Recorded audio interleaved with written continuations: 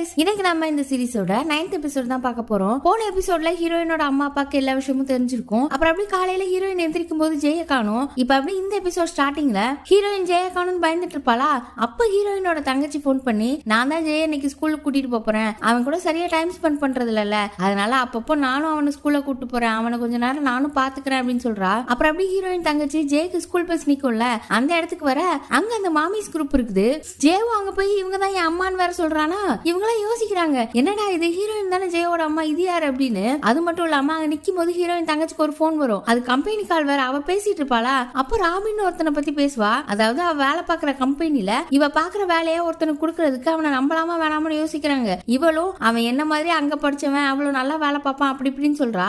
இந்த ஃபியூச்சர்ஸ் எல்லாமே ஹன்னா ஹீரோயினோட ஹஸ்பண்ட்னு சொன்னது, இந்த வேலை பாக்குறது படிச்சது எல்லாம். அதனால இவங்க எல்லாருமே ஜேக்கு 2 அம்மா நினைச்சுக்கிறாங்க. அதாவது ஹீரோயினையும் ஹீரோயினோட தங்கச்சியும் ஒரு கப்பிள்ஸ் நினைச்சுக்கிறாங்க. இப்ப அப்படி காலையில ஹீரோயின் வேலைக்கு கிளம்பி போயிட்டு இருக்கா. போற வழியில அவளை எல்லாரும் வித்தியாசமா பாத்துட்டு போறாங்க. அங்க கஃபேக்கு போனா அங்கேயும் ஒரு ஆள் இல்ல. என்னாச்சு ஒருத்தரையும் காணும் அப்படின்னு சொல்ல, கிம்மோ ஆமா ஒருத்தருமே இன்னைக்கு காலையில இருந்து வரல அப்படின்னு சொல்லிட்டு இருக்கான். இன்னொரு பக்கம் அப்படியே ஹன்னாவை காட்டுறாங்க. அவ ஆபீஸ்ல உட்கார்ந்து இருக்கும் போது அவளுக்கு குரூப் சாட்ல இருந்து மெசேஜ் வந்துட்டே இருக்கு. இவ ஸ்கூல் குரூப்ல இருப்பாள்ல, அதை மியூட் பண்ணி வச்சிருந்தாலாம். அப்புறம் இப்ப புதுசா ஒரு குரூப்பை கிரியேட் பண்ணி மெசேஜ் பண்ணிட்டு இருக்காங்களா. அப்பவே அவளுக்கு புரியுது யாரையோ ஒருத்தரை டார்கெட் பண்ணிருக்காங்க, அதனாலதான் புது குரூப் கிரியேட் பண்ணிருக்காங்கன்னு. அந்த டார்கெட் வேற யாரும் இல்ல, ஹீரோயின் தான். அவளை பத்தி மெசேஜ் வரத ஹன்னாவும் பாக்குறா. என்னது இது இப்படி மெசேஜ் பண்றாங்க அப்படின்னு. அப்படி இன்னொரு பக்கம் அந்த மாமிஸ் குரூப்பை பார்த்தா அவங்க வேற ஒரு கஃபேல உட்கார்ந்து இருக்காங்க. அப்போ உட்காந்துட்டு இதான் பேசுறாங்க. ஷனனோட அம்மா இருந்துட்டு நான் ரொம்ப ஓபன் மைண்டட், எனக்கு இதுல ஒரு பிரச்சனையே கிடையாதுன்னு சொல்ல, லூயிஸோட அம்மாவும் எனக்கும் ஒரு பிரச்சனையும் இல்ல அப்படின்னு சொல்லும்போது ஈத்தனோட அம்மா இருந்துட்டு என்னாலதான் இதை புரிஞ்சுக்கவே முடியல அப்படின்றாங்க. அப்ப இந்த ஷனனோட அம்மா, ஈத்தனோட அம்மா ஏதோ ஃபாரின்ல இருந்திருப்பாங்க போல, நீங்க ஃபாரின்ல இருந்தவங்க தானே, உங்களால ஏன் புரிஞ்சுக்க முடியல அப்படின்னும் போது அதுக்கும் இதுக்கும் என்ன சம்பந்தம், நாம இப்ப கொரியால எல்லாம் இருக்கோம் அப்படின்னு சொல்லும் போது லூயிஸோட அம்மா ஈத்தன் அம்மா கிட்ட, நீங்க ஃபாரின்ல எவ்வளவு நாள் இருந்தீங்க, ஒரு 5 வருஷம் இருந்திருப்பீங்களா அப்படின்னு கேட்கும்போது ஈத்தனோட அம்மா 5 வாரம் அப்படின்னு சொல்ல வந்தவங்க அப்படி பேச்ச மாத்திடுறாங்க. எனக்கும் அந்த விஷயங்கள்லாம் புரியுது, நம்ம இப்ப வளர்ந்துட்டோம், அதனால அது நமக்கு பெருசா தெரியாது, ஆனா நம்ம பசங்க இதெல்லாம் எப்படி எடுத்துப்பாங்க, அவங்ககிட்ட எப்படி இதெல்லாம் சொல்ல போறோம் அப்படிலாம் பேசிட்டு இருக்காங்க. அப்புறம் லூயிஸோட அம்மா, அப்புறம் நம்ம அந்த கஃபேக்கு போகாம இங்க வந்து உட்கார்ந்துருக்கோம், நீங்க புரிஞ்சுக்கிறீங்கன்னு சொன்னீங்கன்னா இங்க ஏன் கூட்டு வந்திருக்கீங்கன்ற மாதிரி எல்லாம் கேக்குறாங்க. இப்படி இவங்க இங்க பேசிட்டு இருக்க அங்க கிம்மோட கஃபேல ஒரு ஆள் இல்ல. ஆனா அவன் அதை பத்தி எல்லாம் கவலைப்படல, ஹீரோயினையே பாத்துட்டு இருக்கான். இந்த விஷயத்தாலதான் நம்ம கிஸ் பண்ண போறோம் கூட அவளுக்கு ஒண்ணுமே தோணல போல, நான் நினைச்சேன் ஏதோ ஒரு காரணம் இருக்கும் அப்படின்னு, இனிமே அவளை டிஸ்டர்ப் பண்ண கூடாது அப்படிலாம் பேசுறான். இவன் அவளை லவ் பண்ணிருக்கான், ப்ரப்போஸ் பண்ணணும் தான் நினைச்சிருக்கான். ஒரு நாள் அவன் ஹீரோயின் தங்கச்சியும் அவனோட கஃபேவை கிராஸ் பண்ணி போறத பாத்திருக்கான். அது மட்டும் இல்லாம ஹீரோயின் அவகிட்ட ரொம்ப கியூட்டா பேசியிருக்கா. அப்பதான் யோசிக்கிறான், ஒருவேளை அதா இருக்குமோ, நம்ம கிட்ட தங்கச்சின்னு சொன்னாங்கல்ல, ஆனா தங்கச்சி இல்ல போல அப்படின்னு யோசிக்கிறான். அப்புறம் அவகிட்டே வந்து, நீங்க என்கிட்ட இதெல்லாம் சொல்லிருக்கலாம்ல, நீங்க தங்கச்சின்னு சொன்னவங்க உங்களுக்கு ஒரு ஸ்பெஷல் பர்சன் அப்படின்னு, இதெல்லாம் ஒரு பிரச்சனை இல்ல, பரவாயில்ல, நான் உங்களை புரிஞ்சுக்கிறேன் அப்படின்றான். இவளுக்கு எல்லாம் ஒண்ணுமே புரியல, என்னடா சொல்ல வரான் அப்படின்னு. நீங்க எதை பத்தியுமே கவலைப்படாம உங்க வாழ்க்கையை நீங்க வாழுங்க, இன்னொருத்தங்களுக்கு உங்களை பிடிக்கும்ன்றதுக்காக நீங்க ஒண்ணும் பண்ண முடியாதுல அப்படின்னு சொல்லிட்டு அழலாம் செய்யறான். இவளுக்கு என்னன்னே ஒண்ணுமே புரியல, அப்படின்னு முடிச்சிட்டு இருக்கா. அப்ப அவளுக்கு போன் வருது. அண்ணா தான் போன் பண்ணிருப்பான்னு நினைக்கிறேன். இப்ப அப்படி லாயரோட ஆபீஸ்ல ஹீரோயின், ஹன்னா, அப்புறம் ஏமி 3 பேர் உட்காந்து பேசிட்டு இருக்காங்க. இந்த பொருளிய பத்தி தான் பேசிட்டு இருக்காங்க. அது எப்படி இப்படி ஒரு வதந்தியை பரப்புவாங்க, என்ன பண்றது அப்படின்னு யோசிச்சுட்டு இருக்க.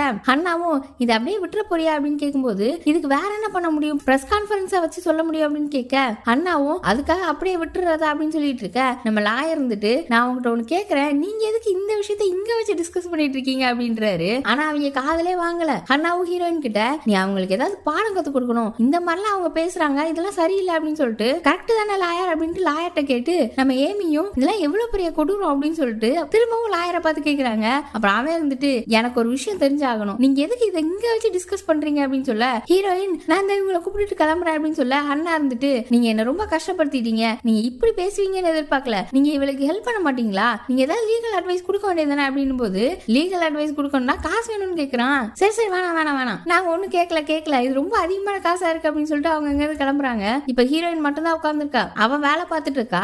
ஆனா அவ லைட்டா சோகமா இருக்கிறது தெரியுது. லாயர் அதை பார்த்துட்டு, உனக்கு இது தொந்தரவா தெரிஞ்சிச்சுன்னா நீ அவங்க மேல கம்ப்ளைண்ட் கொடு, உன் ஃப்ரெண்ட் சொன்னது கொஞ்சம் சரிதான்ற மாதிரி சொல்றாரு. அவளும் எனக்கு என்ன பண்றதே தெரியல, ஆரம்பத்துல இருந்தே தப்பா போயிருச்சு அப்படின்னு சொல்ல, சரி அப்ப எதுக்கு நீ இப்படி போய் சொன்ன அப்படின்னு கேட்க, நான் போய் சொல்லல, என்னால சரியா எக்ஸ்பிளைன் பண்ண முடியல, சூழ்நிலை அப்படி அமைஞ்சிருச்சு அப்படின்னு போது லாயர் திரும்பவும், என்ன இருந்தாலும் அது ஒரு பொய் தானே அப்படின்றாரு. ஜே விரும்பும் போது நான் என்ன செய்ய முடியும், அதனாலதான் அவன் சொன்ன மாதிரியே நான் நடந்துக்கிட்டேன், அவன் அம்மா தான் ஸ்கூல்ல இருந்து கூட்டு வரணும்னு நினைச்சான் அப்படின்னும் போது, சரி அப்ப நீ இதை ஜே கையிலே விட்டுரு, அவனே டிசைட் பண்ண சொல்லு, அவன்கிட்ட ஆரம்பிச்சது அவன்கிட்ட முடியட்டும்ன்றாரு. இப்ப அப்படி நம்ம ஏமியோட அந்த மண்பாண்ட கடைக்கு வரும்போது அங்க பசங்களே காணும். அந்த மாமிஸ் குரூப் இங்க பசங்களை அனுப்பல போல. ஏமி கிட்ட கேட்டா அவங்களுக்கு ஏதோ ஃப்ளூ காய்ச்சல் போல, அதனால வரலன்னு சொல்ல ஹீரோயினுக்கு இது புரியுது. என்னாலதானோ அப்படின்னு கேட்க நம்ம ஜெயும் ஹீரோயின் கிட்ட சோங் சாரி என்னாலதானே இதெல்லாம் அப்படின்னு சொல்றான். இவங்களும் என்ன விஷயம்னு கேட்டா ஈத்தன் அம்மா தான் அவங்க பசங்க கிட்ட எல்லாம் ஜெய் கிட்ட பேசக்கூடாதுன்னு சொல்லிருப்பாங்க போல. எனக்கு 2 அம்மா இருக்கான், அதுல என்ன தப்பு இருக்கு அப்படின்னு ஜெய் கேக்குறான். இவங்களுக்கு செம்ம கடுப்பாகுது, சின்ன பசங்க கிட்ட அப்படி பேசுவாங்களா அப்படின்னு.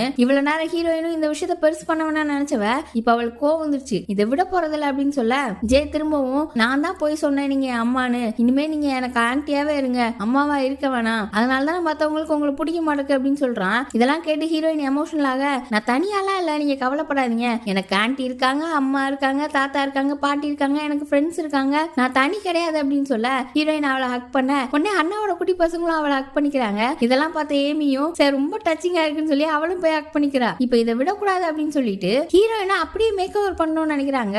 ஏமி, ஹன்னா, ஹீரோயின் 3 பேரும் என்ன ட்ரெஸ் போடலாம், என்ன மேக்கப் போடலாம், என்ன ஹேண்ட் பேக் யூஸ் பண்ணலாம் டிஸ்கஸ் பண்ணிட்டு இருக்காங்க. ஏன்னா ஹீரோயின் எப்பவுமே ஒரு நார்மலா சாதாரணமா தான் இருப்பா. இப்ப நல்லா செம்மையா மேக் ஓவர் பண்ணி அந்த மாமிஸை போய் பார்த்து பேசணும்னு முடிவு பண்றா. ஃபேஸ் பேக் போட்டுட்டு அப்படி ஹீரோயின் தங்கச்சி பேக் ஒன்று ஆட்டையை போட்டு அவகிட்ட கேட்டு இதை கொண்டு போலாம் அப்படின்னு சொல்லி பேசிட்டு இருக்காங்க. இப்ப அப்படி கிம்மோட கஃபேல அங்க நம்ம லாயர் வந்திருக்காரு. அப்பதான் கிம்முக்கு லாயரை ஞாபகம் வருது. நம்ம ஹீரோயின் கூட ஒரு ஸ்நாக்ஸ் கடையில அண்ணாக்கு ஸ்நாக்ஸ் வாங்க போயிருப்பார்ல, இவன் கூட டிராப் பண்ணிருப்பானு. அப்பதான் யோசிச்சுட்டு நீங்க ஹீரோயினை பார்க்க வந்தீங்களா அப்படின்னு கேக்குறான். இல்லையே, நான் காஃபி குடிக்க வந்தேன், ஆனா இங்கதான் ஹீரோயின் வேலை பாக்குறா, அதனால வந்தோடனே நான் அவளை தேடினேன் அப்படின்னு சொல்றாரு. ஆனா கிம் இருந்துட்டு நான் சொல்றேன்னு தப்பா நினைச்சுக்காதீங்க, ஹீரோயின் உங்க டைப் கிடையாது அப்படின்னு சொல்ல லாயரும் அவ என் டைப்பா இருக்கணும்னு நான் எப்பவுமே யோசிச்சது இல்லையே அப்படின்றாரு. அதாவது ஹீரோயின் உங்களுக்கு செட் ஆக மாட்டா, அவ வேற மாதிரி, அது ரொம்ப காம்ப்ளிகேட்டட்ன்ற மாதிரி சொல்லிட்டு இருக்கான். அது மட்டும் இல்லாம கடைசியில நீங்க ஹீரோயினை லவ் பண்றீங்களான்னு வேற கேட்டுறான். இவரும் அதெல்லாம் ஒண்ணும் இல்ல, என்ன பேசிட்டு இருக்கீங்க அப்படின்னு லாயர் கேட்க அப்புறம் காஃபியை வாங்கிட்டு அவனுக்கு ஹிண்ட் கொடுக்குற மாதிரி நான் உங்ககிட்ட இதை சொல்லலாமான்னு தெரியல, ஆனா ஹீரோயின் தேவையில்லாத வதந்தியால வருத்தத்துல இருக்கா அப்படின்னு சொல்லிட்டு போறாரு. அப்ப அங்க ஹீரோயின் வரா, ஆளே செம்மையா மாறி இருக்கா. அவளோட கர்லிங் ஹேரை ஸ்ட்ரைட் பண்ணிருக்கா, அப்படியே ஃபேஸ் எல்லாம் செம்ம பிரைட்டா இருக்கு, ட்ரெஸ்ஸிங் எல்லாம் செம்மையா இருக்கு, அவ்வளவு அழகா இருக்கா. லாயர் அப்படியே பாத்துட்டு இருக்காரு. அப்பதான் அவளும் சொல்றா நான் அந்த மாமிஸ் எல்லாம் பார்த்து பேச போறேன், அதனாலதான் இந்த மாதிரி நல்லா இல்லையா அப்படின்னு கேட்க சேச்சா நல்லா இல்லன்னு இல்ல, ஆனா நீ பழைய மாதிரி இருக்கும்போது தான் நல்லா இருந்துச்சு அப்படின்னு சொல்றாரு. ஆனா இவளை வச்சக்கன்னு வாங்காம பாத்துட்டே வர இருக்காரு. அப்புறம் கிம்முக்கும் இந்த விஷயம் பத்தி லைட்டா ஹிண்ட் கொடுத்துட்டு வந்திருக்கேன் அப்படின்னு சொல்லிட்டு அங்க கிளம்புறாரு. கிம் அந்த பக்கம் கண்ணாடியை ஓட்டிட்டு பள்ளி மாதிரி ஹீரோயினே பாத்துட்டு இருக்கான். அப்படி ஹீரோயினும் ஜெய கூப்பிடுறதுக்காக ஸ்கூலுக்கு போறா. இந்த மாமிஸ் எல்லாம் ஹீரோயினை பார்த்து ஆள் வாய பழக்கிறாங்க. அங்கதான் அண்ணாவும் இருக்கா. என்னாச்சு கொஞ்ச நாளா நீங்க வரல, வேன்ல தானே ஜெய் வருவான் அப்படின்னு அம்மா கேட்க நான் இன்னைக்கு ஜெய கூப்பிட்டுட்டு அப்படி உங்ககிட்டயும் பேசலாம் தான் வந்தேன் அப்படின்றா. அப்புறம் இந்த ஏரியால என்ன பத்தி ஒரு வதந்தி பரவிட்டு இருக்கு, எனக்கு ஒரு ஒய்ஃப்லாம் இருக்குன்னு சொல்லி அப்படின்னு சொல்ல ஈத்தனமா தெரியாத மாதிரி அப்படியா இப்படிலாம் பரவிட்டு இருக்கா, எனக்கு தெரியாதே அப்படின்னு சொல்ல என்னை விட்டுட்டு குரூப் எல்லாம் கிரியேட் பண்ணி பேசிட்டு கஃபேக்கு யாரும் வரக்கூடாதுலாம் பேசிட்டு இருக்கீங்களாமே அப்படின்னு சொல்ல இவங்க எல்லாம் தெரியாத மாதிரி பேச நம்ம ஹன்னா இருந்துட்டு உங்களுக்கு எல்லாம் வெக்கமே இல்லையா, ஈத்தனோட அம்மா நீங்க தானே அந்த குரூப்பே ஓபன் பண்ணது, இப்படி நடிக்கிறீங்க அப்படின்னு கேக்குறா. நான் குரூப் ஓபன் பண்ணதான், ஆனா நான் மத்தவங்க என்ன சொன்னேன்னா இப்ப உலகம் ரொம்ப மாறி போச்சு, நம்ம இதெல்லாம் அக்செப்ட் பண்ணிக்கணும்னு தான் சொன்னேன் அப்படின்னு சொல்ல ஷன்னனோட அம்மா வந்துட்டு அப்படியா நீங்க சொன்னீங்களா எப்போ அப்படின்னு கேக்குறாங்க. அப்புறம் திரும்பவும் ஈத்தனோட அம்மா நான் குழந்தைகளுக்காக தான் யோசிச்சேன், அவங்கள பத்தி யோசிக்கணும் இல்லையா, என்ன இருந்தாலும் நம்ம அம்மா தானே அப்படின்றாங்க. உன்னை ஹீரோயின் இருந்துட்டு இதுல யோசிக்க என்ன இருக்கு அப்படின்னு சொல்லிட்டு கொஞ்சம் கோவமா பேசுற மாதிரி இந்த ஈத்தனோட இந்த மாதிரி மத்தவங்களை பத்தி எல்லாம் பொருளி பேசிட்டு இருக்காங்க, நான் அவனும் ஜெயோட அம்மா கிடையாது, நான் ஜெயக்கு ஆன்டி அப்படின்னு சொல்றா. எல்லாரும் அப்படி திருன்னு முழிக்கிறாங்க. நான் இதுக்கு முன்னாடி சொல்லல, இதை சொல்லணுன்றதுக்காக தான் நான் ஜெய கூப்பிடுறதுக்காக வந்தேன், எனக்கு டைவோர்ஸ் ஆயிடுச்சு, அந்த கஃபேயோட ஓனரும் நான் கிடையாது, தேவையில்லாம ஆன்லைன்ல இந்த மாதிரிலாம் பேசிட்டு இருக்காதீங்க, அதனால தேவையில்லாம கஃபேயோட பேரை கெடுக்காதீங்க, ஜெயோட அம்மா என் தங்கச்சி, நாங்கெல்லாம் ஒரே ஃபேமிலியா சந்தோஷமா ஜெய கூட இருக்கிறோம், அதனால நீங்க பார்த்து பேசுங்கன்னு கெட்ட வார்த்தை சொல்ல வரா. அண்ணாவும் சொல்லடின்ற மாதிரி பாக்குறா, ஆனா அவளால சொல்ல முடியல. அதே நேரம் ஜெயும் வர நாளைக்கு பாக்கலாம் அப்படின்னு சொல்றா. ஜெய் பாசமா வந்து ஒரு டிராயிங்க கொடுக்குறான். அவன் ஹீரோயின் தங்கச்சி தாத்தா பாட்டின்னு 5 பேரையும் வரைஞ்சிருக்கான். இப்ப அப்படி ஏமியோட இடத்துல தான் காட்டுறாங்க. இப்ப அந்த மாமிஸ் எல்லாம் அவங்க பசங்களை அனுப்பி விட்டுருக்காங்க. இப்ப சாயங்காலம் நடந்ததை பத்தி அவட்ட பேசிட்டு இருக்காங்க. பசங்க வந்துட்டாங்கல்ல, அதனாலதான் என்னால சரியா திட்டம் இல்லைன்னு சொல்லிட்டு இருக்கா. இப்பதான் ஏமி இன்னொரு விஷயத்த சொல்றா, அவளுக்கு இப்ப குழந்தைங்கனாலே பிடிச்சிருச்சான், இந்த குழந்தைங்களெல்லாம் ஹக் பண்ணால அப்ப அந்த ஃபீலிங் ரொம்ப நல்லா இருந்துச்சான், நானும் குழந்தை பத்துக்கலாம் நினைக்கிறேன், எனக்கும் அந்த சந்தோஷங்கள்லாம் வேணும் அப்படின்னு சொல்ல குழந்தை பத்துக்கிட்டா ஃப்ரீடமே போயிடும், குழந்தைங்க பின்னாடி தினம் சுத்திட்டே இருக்கணும்னு சொல்ல இப்ப அப்படியே ஹஸ்பண்ட் கிட்டே வந்து இந்த விஷயத்த சொல்றா. அவன் இருந்துட்டு நீ குழந்தைங்க வேணான்னு இருக்கன்னு நான் நினைச்சேன் அப்படின்னு சொல்ல இல்ல எனக்கு ஆர்வமா இருக்கு, எனக்கு வேணும், அந்த குழந்தைங்க யார மாதிரி இருக்கு அப்படின்னு எனக்கு தெரிஞ்சுக்கணும் அப்படின்னு சொல்றா. இப்ப அப்படி ஹீரோயினை பார்த்தா அவளோட வீட்டுல அவ தங்கச்சி லேப்டாப்ப பாத்துட்டு இருக்கா. அப்ப அங்க வந்து தங்கச்சி ஜெய் என்கிட்ட எல்லா விஷயத்தையும் சொன்னா, நீ ஏன் சொல்லல அப்படின்னு கேட்க எல்லாத்தையும் சொன்னா இவளுக்கு அப்செட் ஆகும்ட்டு அதெல்லாம் ஒரு பிரச்சனை என்ன எல்லாத்தையும் சரி பண்ணிட்டேன் அப்படின்றா. ஜெய் தங்கச்சி ஹீரோயின் கிட்ட ஏதோ சொல்லணும்னு சொல்லிருப்பா போல, என்ன விஷயம்னு கேட்க அவ சொல்ல தயங்குறா. அப்ப ஹீரோயின் தங்கச்சி கம்ப்யூட்டர்ல ஒரு மெசேஜ் வருது, டெய்லர்னு ஒரு ஆள் அனுப்பியிருக்காரு, ரொம்ப சாரி என்ன மன்னிச்சிரு, நான் உன்னை ரொம்ப மிஸ் மிஸ் பண்றேன்னு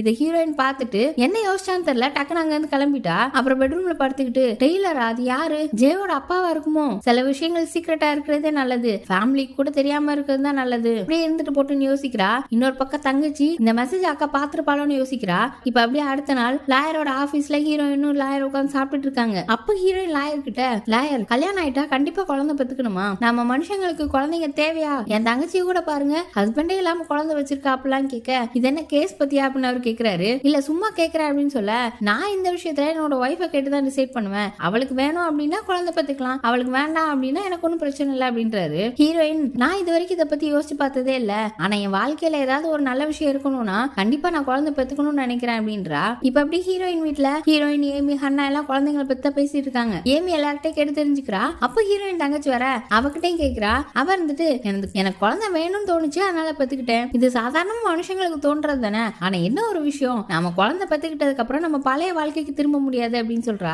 இப்ப அப்படியே அவங்க போனதுக்கு அப்புறம் ஹீரோயின் தங்கச்சி ஹீரோயின் கிட்ட ஏதோ சொல்லணும்னு சொல்லியிருந்தால அதை சொல்ல வரா, ஆனா அவளால சொல்ல முடியல. ஹீரோயினும் ஒன்னும் பிரச்சனை இல்ல, உனக்கு எப்போ சொல்லணும்னு தோணுதோ அப்ப சொல்லுன்னு சொல்லிடுறா. இப்ப அப்படியே அடுத்த நாள் பார்த்தா இந்த ஏமி இருக்கால, அவ ஹஸ்பண்ட் கூட கைனகாலஜிஸ்ட பார்க்க வந்திருக்கா. அது மட்டும் இல்லாம ஹீரோயினையும் கூடவே கூட்டு வந்திருக்கா. எல்லாரும் வித்தியாசமா பாக்குறாங்க. இங்க பாரு ஒரு பையன் 2 பொண்ணுங்க வந்திருக்காங்க அப்படின்னு சொல்லி ஹீரோயினோட எக்ஸும் நீ எதுக்கு வந்த அப்படின்னு போது அப்பதான் சொல்றா, இந்த ஏமி தான் விடாம மெசேஜ் பண்ணி கால் பண்ணி அவளை கூட்டு வந்திருக்கா. இப்ப அப்படி ஏமியும் ஹஸ்பண்டும் டாக்டரை பார்க்க போக அங்க அவங்களுக்கு கல்யாணம் ஆகி எவ்வளவு நாள் ஆகுதுன்னு கேக்குறாங்க. அவங்களும் 3 வருஷம்னு சொல்ல அவங்க லைஃப் எப்படி போகுதுலாம் கேக்குறாங்க. இந்த ஏமியும் அதை கேட்டோடனே ரொம்ப குஷியா அதெல்லாம் ரொம்ப நல்லா போகுது அப்படின்னு சொல்லிட்டு அவங்க ரொமான்டிக்கா இருந்த டேட் எல்லாம் குறிச்சு வச்சிருப்பா போல, அதெல்லாம் காட்டுறா. சரி உங்க 2 பேருக்கும் டெஸ்ட் எடுத்துட்டு அப்புறம் என்ன பண்ணலாம் யோசிக்கலாம் அப்படின்னு டாக்டரும் சொல்லிடுறாங்க. இன்னொரு பக்கம் ஹீரோயினும் அவ கருமுட்டையெல்லாம் ஹாஸ்பிட்டல்ல ஸ்டோர் பண்ணி வைக்கிறதுக்கு கொடுத்துட்டு வந்திருக்கா. அப்ப இந்த ஏமி புருஷன் ஹீரோயின் கிட்ட அட்வைஸ் கேக்குறான், ஒருவேளை நான் குழந்தை பெத்துக்க முடியலன்னா என்னோட ஸ்பெர்ம் ஹெல்தியா இல்லைன்னா என்ன பண்றது அப்படிலாம். இவ இருந்துட்டு டேய் பண்ணாட பயல உனக்கு ஒரு வேலையே இல்லையா, இதெல்லாம் போய் ஏன்ட்ட கேட்டுட்டு இருக்கா அப்படின்னு தெரிச்சு ஓடிட்டா. இப்ப அப்படியே அன்னைக்கு நைட்டு ஒரு சூப்பர் மார்க்கெட் முன்னாடி ஏமி ஹீரோயின் அப்புறம் ஹன்னா 3 பேர் உட்கார்ந்துருக்காங்க. ஏமி எப்போ கூட இன்னைக்கு கொஞ்சம் சோகமா இருக்கா. எனக்கு இன்னைக்குதான் ஹாஸ்பிட்டல் போய் பார்த்த அப்புறம் தெரிஞ்சிச்சு நிறைய பேருக்கு இது எவ்வளவு முக்கியமான விஷயம்னு, நான் இதெல்லாம் ரொம்ப சாதாரணம் அப்படின்னு நினைச்சேன் அப்படின்னு ரொம்ப சோகமா பேச, என்னாச்சு திடீர்னு இவ்வளவு மெச்சூரா பேசுற, நீ அம்மா ஆக தகுதி ஆயிட்ட அப்படின்னு சொல்லி ஹீரோயின் சொல்ல, இப்ப அப்படி லாயரோட ஆபீஸ்ல தான் காட்டுறாங்க. ஹீரோயின் நிறைய ஃபைல்ஸ் வச்சிருக்கா. அதை பார்த்துட்டு எத்தனை பேர் டைவர்ஸ் வாங்குறாங்க, நான் இவ்வளவு பேர் டைவர்ஸ் வாங்குவாங்கன்னு நினைக்கல அப்படின்னு சொல்லிட்டு நீங்க திரும்ப கல்யாணம் பண்ணுவீங்களான்னு கேக்குறா. அவரு சும்மா ஓபி அடிக்காம வேலையை பாருன்னு சொல்ல, வேலை பார்த்துட்டே சும்மா பேசுறதுல என்ன இருக்குங்கவும் அவரு நான் அந்த ஐடியால எல்லாம் இல்ல, ஏற்கனவே பட்டது போதுங்க. அவன் ஒண்ணு அப்ப டேட்டிங் கல்யாணம் பண்ணாம இருக்கலாம் ஆனா டேட்டிங் கூடவா பண்ண மாட்டீங்க அப்படின்னு கேட்க, இவர் ஒண்ணு உனக்கு அந்த மாதிரி ஏதாவது ஐடியா இருக்கா அந்த கஃபே ஓனர் அப்படின்னு கேக்குறாரு. ஆனா அவ சேச்சா எங்களுக்குள்ள எதுவும் இல்ல அப்படின்னு சொல்லிடுறா. அதோட அவர் சின்ன பையன் தான் அப்படின்னு சொல்லிட்டு சரி சரி வேலையை பாரு அப்படின்னு சொல்ல, அவ கையில வச்சிருக்க ஃபைல்ஸ் எல்லாம் ஒரு கப்போர்ட்ல வைக்க பாக்குறா. அவளுக்கு எட்டல ஹெல்ப் பண்ண வரவான்னு கேட்டாலும் இல்ல பரவாயில்ல நான் வச்சுக்கிறேன்னு சொல்லிட்டு மேல இருக்க ஃபைல்ஸ் சிலதை எடுத்துட்டு கீழே வைக்கிறதுக்கு ட்ரை பண்றா. இந்த நானும் வரேன் அப்படின்னு சொல்லிட்டு அவரும் வராரு. அதே நேரம் அவ எடுத்துட்டு இருந்த ஃபைல்ஸ் எல்லாம் தடப்படான்னு கீழே விழ டக்குன்னு அவர் வேகமா போய் அவளை புடிச்சுக்கிட்டாரு. எல்லா ஃபைல்ஸும் அவர் மேல விழுது. அப்புறம் 2 பேரும் அப்படியே ஒருத்தர் மாத்தி ஒருத்தர் பாத்துட்டு இருக்க அப்படி எபிசோட் முடியுது. இவங்க லவ் பண்ணுவாயா மாட்டாங்களான்னு தெரியல. அதெல்லாம் அடுத்தடுத்த எபிசோட்ல பாப்போம். அதுக்கு சேனலை சப்ஸ்கிரைப் பண்ணி பெல் ஐகானை பிரஸ் பண்ணி வச்சுக்கோங்க. வீடியோ பிடிச்சிருந்தா லைக் பண்ணுங்க, ஷேர் பண்ணுங்க. Bye by.